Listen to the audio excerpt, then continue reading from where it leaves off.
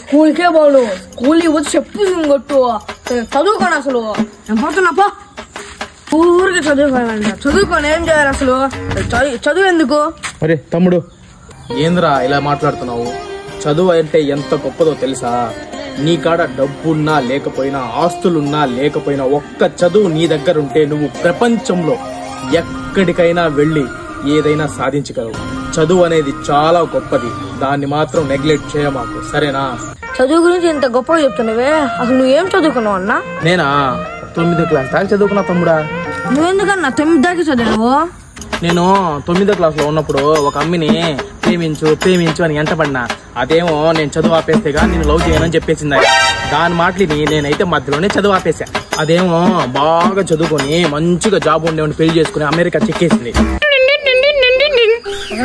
Phone వస్తుంది. Hello baby. Hello baby, నేను love చేయాలంటే నువ్వు చదువు ఆపేయాలి. నీ అమ్మ నువ్వు ఆడన్నా చెప్పే, నిన్ను వాళ్ళు వచ్చి నరుకుతా.